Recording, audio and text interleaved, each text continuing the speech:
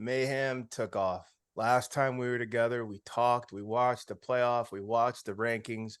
The two bottom teams looked vulnerable, and everybody kept saying, no, well, half the crowd said they'll win, they'll be fine. This is great. Four different conferences represented. And the other half said, well, wait a second. If they lose, then who? And if they lose, then who? There are two grizzly bears pacing back and forth outside on the front lawn. They have national championships. They have credibility. They have mass following. They tilt ratings. They both have megawatt coaches, star power all over the place.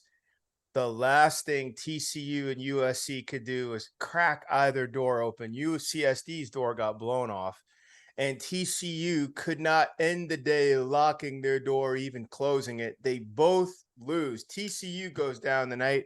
USC falls last night. Were you shocked, Trevor, at what took place tonight this afternoon in Dallas with TCU going down to a really competitive but not overwhelming Kansas State team who's playing that game with a backup quarterback? Shocked, no. I knew, and obviously Vegas and everybody else knew that this was going to be a close football game. I had a feeling that TCU was going to find a way to go and beat Kansas State for a second time with everything that was on the line.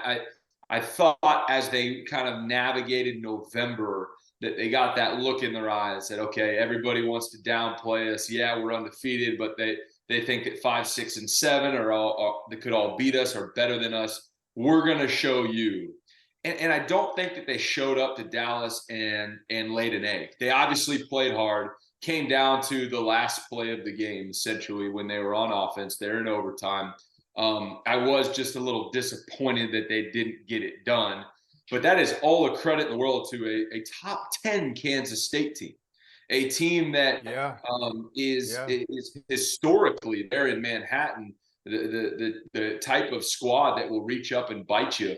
They knew what was at stake coming into this game. They laced up their cleats in that locker room. They came out and they said, okay, you want a 15-round prize fight? Let's go to war. Let's go to battle.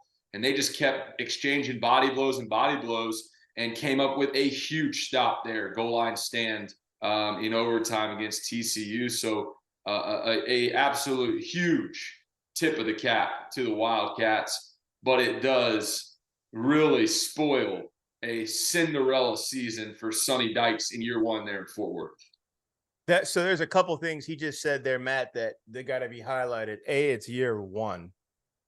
Like Sonny Dykes now knows his way around campus. He can get around the building.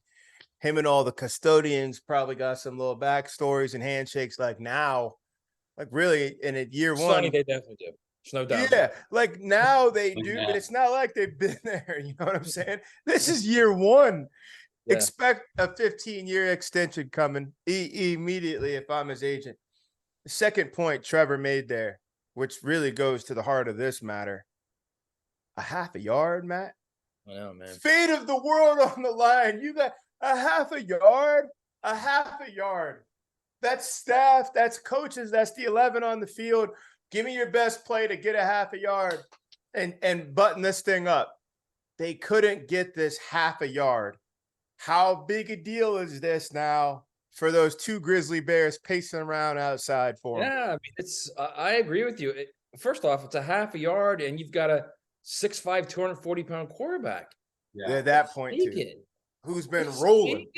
Have a fullback behind him pushing him. Sneak it.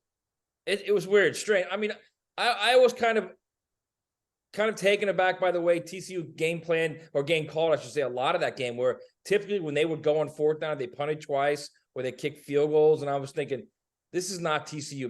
Meanwhile, Chris Kleiman was North Dakota State on that field. Yeah. They were doing exactly what North Dakota State did in the FCS playoffs. They didn't care. They were going to impose their will on you, and this is what they're doing. And you got to stop them. And it didn't matter if you had a starting quarterback or a backup quarterback. This is what they do. That's what I love about his teams, man. Just a great performance. And the thing that I think stands out on both those games, both the losses, like you asked, George, if it's a surprise, it's not a surprise to me. And I bet Trevor could speak to this as well. Man, when you got a conference championship on the line, when you've got a ring on the line, it means something. Correct. And I think we're so focused about the playoff You don't see that there's a ring on the line, man. These kids work for 9 months. They sweat and bleed, man. They want to win something. Yep. Correct. And that's a great point, Matt, because we'll see tomorrow. And I know we'll get into this later in the show. TCU still has a chance to go and play for it all. Depending on what the committee decides, they'd still have a shot to get in. But let's say if they did get in and somehow navigate and win a national title, right? And now we're dreaming. Right. They will forever have to say, yes, we won a national title, or even, hey, we went to the college football playoff, but we didn't get it done in Jerry World in the Big 12 championship. We got stuffed on the goal line. We do not have that Big 12 ring. And that hurts. You're right. That hurts. Screw the playoff. That hurts big time. You guys mentioned about not putting the ball in Max Duggan's hands on that final play. And I completely agree with you. But let's not forget Kendre Miller, his season total stats, 199 carries, over 1,200 yards and 16 touchdowns. The dude averaged 6.3 yards a rush. So wow, you want to get the ball in that guy's hands typically. But to each of your point, Max Duggan had the hot hand in this moment. So you have to put the ball in his hands in that situation, in my opinion, despite how good of a year and even a game that Kendre Miller had. Well, so much can happen, Trevor. You got the shotgun snap. You got the handoff. Yep. You're pulling a guard. There's so much that can happen there. Just get under center and go, man. And again, you just said another keen point. We have this much to get.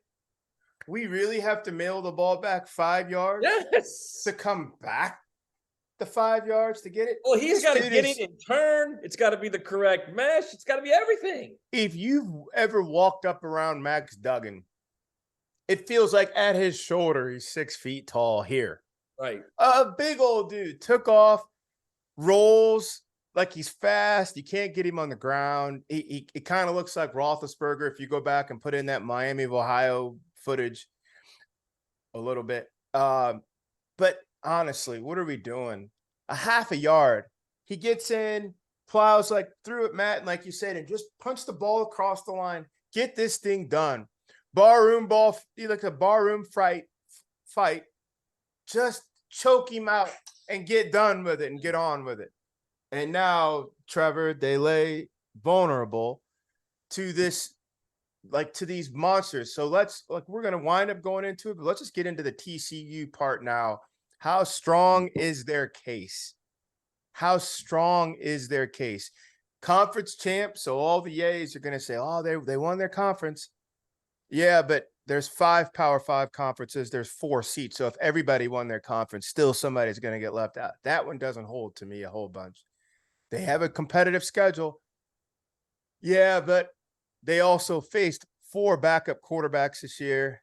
KU's quarterback down, K-State quarterbacks down. Oklahoma State quarterback. Oklahoma State's quarterbacks down. Like it's 25 spots in the top 25. Like, tell me the monsters you beat. Texas was a good win. But Trevor, how are they going to stand up and make a case against Nick Saban? We know this time of year. This is our time of year. Mm-hmm. Hell, we were in the championship last year and competed. Here comes Ohio State. Yeah, our schedule may not be like, there's not a whole lot of big heads on the wall, but we're Ohio State. You know what we do. Give us that schedule. Give us Kansas State in a do or die. Now they have to hold up against those things. Take care of business. You don't have it. You don't. Now you're vulnerable. How do you feel the committee is going to sway either way, just on TCU? I think it's completely up in the air to answer your question. I don't know which way they're going to go. I'll tell you which way I would go. I think that they deserve to be in. And here's why.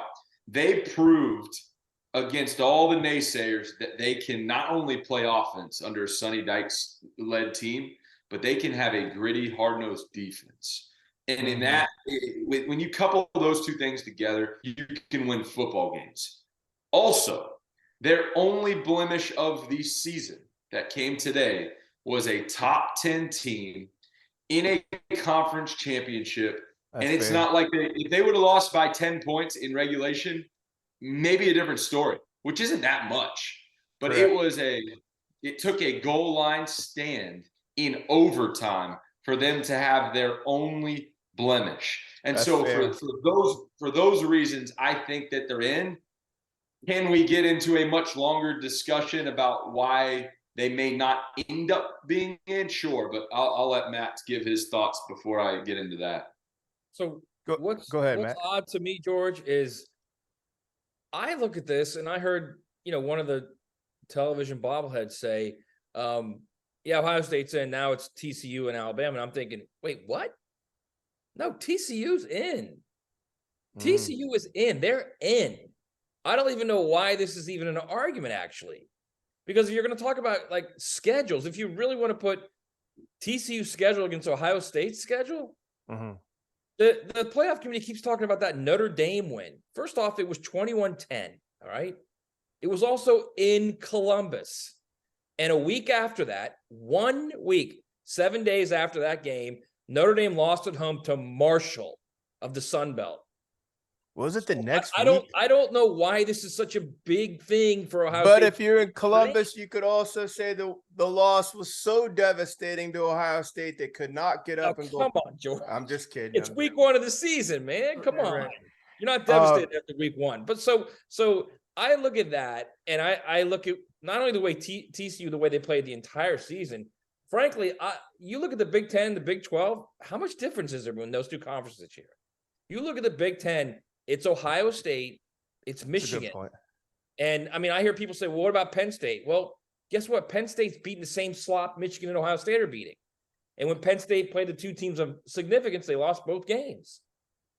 So I look at that and I think, I don't know about the Big 10 this year. And I think the Big 12 was pretty good. I think the Big 12 had 4 or 5 strong teams. Teams at least